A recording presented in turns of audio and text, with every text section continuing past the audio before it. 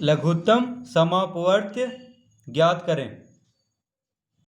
तो अब हम हल करेंगे भाग विधि से लघुत्तम समापवर्त। ठीक है, तो भाग विधि से लघुत्तम समापवर्त कैसे ज्ञात करते हैं? देखिए, इसका विधि संख्याओं को क्षैतिज कतार में देकर लिखें, यानी इस तरह संख्याओं को लिखना है।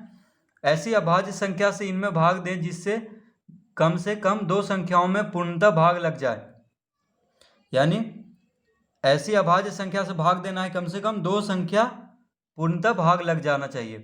तीसरा, इस क्रिया को तब तक जारी रखें जब तक कि नीचे केवल अभाज्य संख्या न बच जाए, यानी देखिए नीचे केवल अभाज्य संख्या बचने के बाद ही हमें इस क्रिया को छोड़ना है।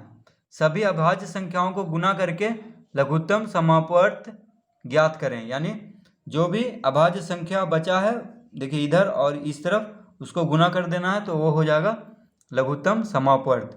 तो इस तरह हम भाग विधि से लघुत्तम समापवर्त निकालते हैं। तो क्वेश्चन नंबर 9 है 15, 20। तो देखिए सबको कॉमा लगा के लिख देना है, उसके बाद इस तरह करना है, देखिए ठीक है। तो देखिए 15, 20 और 25 कम से कम दो संख्या भाग लग जाए वहाँ, तो हमें अभाज्य संख्या से लगाना है। तो देखिए यहाँ पे सबसे छोटा संख्या क्या है जो जिससे कि तीनों या कम से कम दो भी भाग लग रहा है। तो देखिए 3 से सिर्फ 15 लगेगा, 2 से भी सिर्फ 20 लगेगा, 5 से देखिए 5 से 15, 20 और 25 तीनों लगेगा, तो 5 से हम लगाएंगे। कम से कम दो संख्या भाग लगना चाहिए। तो देखिए 5 से तीनों लग रहा है तो हम 5 ही से लगा देते हैं।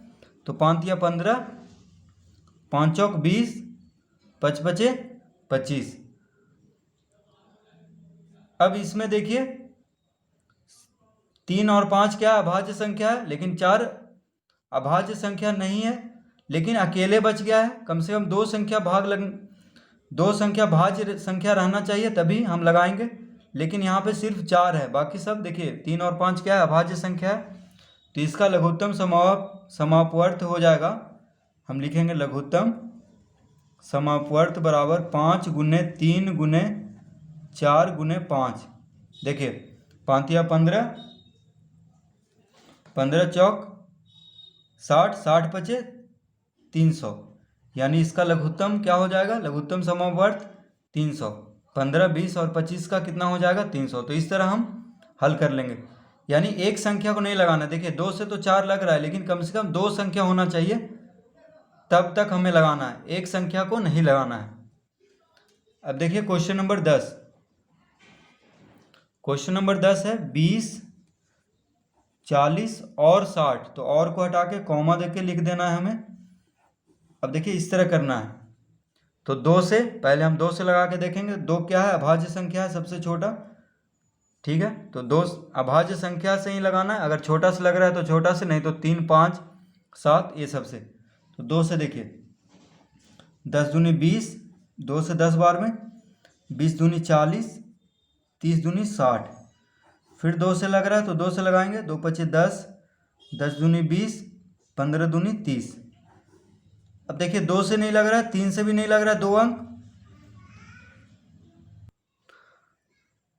तो देखिए अब किससे लगाएंगे हम? 2 से तो सिर्फ 10 लगेगा, तो हम 3 से भी सिर्फ 15 लगेगा, कम से कम 2 अंक लगना चाहिए, तो हम 5 से लगाएंगे। तो 5 से एक बार में, 5 दूनी 10, 5 या 15। तो इसका देखिए लघुत्तम समापवर्त क्या हो जाएगा? 2 गुने 2 गुने 5 गुने 2 गुने 3। देखिए 2 गुने 2 गुने 5 गुने 2 गुने 3। तो एक भी है तो एक से गुना करेंगे तो उतना ही आएगा, इसलिए एक हम नहीं लिखेंगे, क्योंकि एक से कोई भी संख्या को गुना करेंगे तो उतना ही संख्या आ जाएगा। तो देखिए 2 दूनी 4, 4 बचे 20, 20 दूनी 40, 40 दिया 120। तो इसका लघुत्तम समापवर्त कितना हो जाएगा? 120, यानी 20, 40, 60 का लघुत्तम समापवर्त हो जाएगा 120।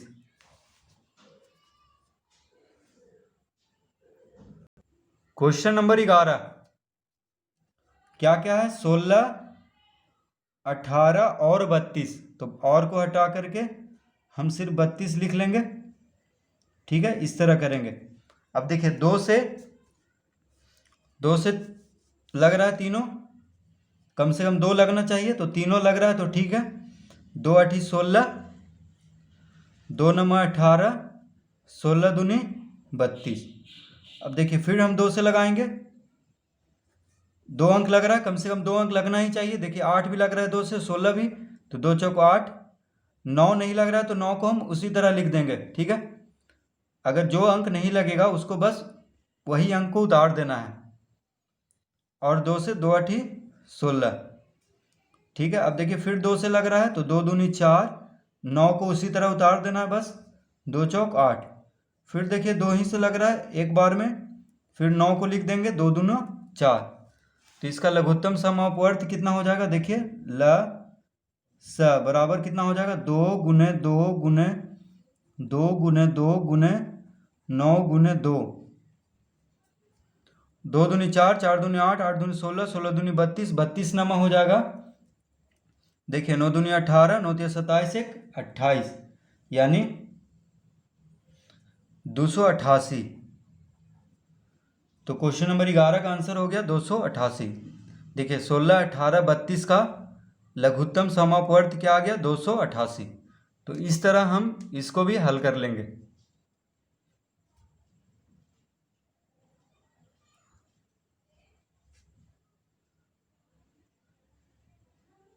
क्वेश्चन नंबर 12 है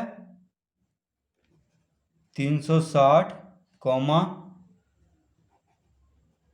432 और 168। तो देखिए और हटा के कॉमा देकर लिख लेंगे, 360, 432, 168। देखिए इस तरह से हम करेंगे। ठीक है, 2 से लग रहा है, देखिए तीनों लग रहा है 2 से, तो 2 से हम लगा देते हैं। तो एक बार में इधर गया 16 हो गया, 2 8 16, यानी 180 दूनी 360 होता है।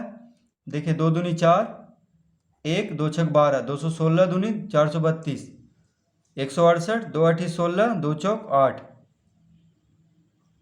ठीक है, अब फिर से हम इसको लगाएंगे 2 से, तो 2 नमा 18 90, 2 से एक बार में 16 लगेगा, 2 अंक है तो एक शून्य देंगे, 2 8 16, 108 दूनी 216। अब देखिए 2 चौक 8, 2 दूनी 4, 42 दूनी 84।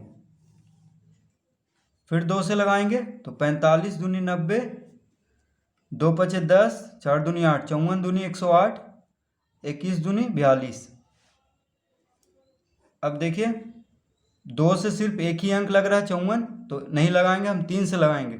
तो 3 से 45 भी लग रहा है, 21 भी और 54 भी, तो कम से कम 2 अंक लगना चाहिए। तो देखिए 15 तिया 45, 3 से 18 तिया 54, ये देखिए 4 है,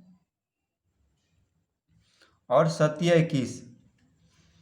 फिर लगाएंगे इसको, तो 3 से देखिए 15 और 18 दोनों लग रहा है, तो 3 पच्चीस 15, 3 छक 18, 7 नहीं लग रहा है तो बस हम उसी तरह लिख देंगे। तो देखिए अब 5 6 7 में कोई भी 2 अंक नहीं लगेगा, कोई भी अंक से। देखिए 6 सिर्फ लग रहा है 2 से, 5 7 तो अभाज्य संख्या, तो अब नहीं लगाएंगे। अब लिखेंगे हम लघुत्तम समापवर्त बराबर 2। देखिए ऊपर से लिखना शुरू करेंगे, 2 गुने 2 गुना 3 गुना 3 गुना 5 गुना 6 गुना 7। तो देखिए उसको गुना करेंगे, 2 दूनी 4, 4 दूनी 8, 8 पचे 40, 40 दिया देखिए 120, 120 दिया 360, 360 छक 2160, और 2160 सतह हो जाएगा 15120। तो यहाँ पे लिखेंगे 15120, इसका आंसर हो जाएगा। ठीक है, यानी 360, 432 और 168 का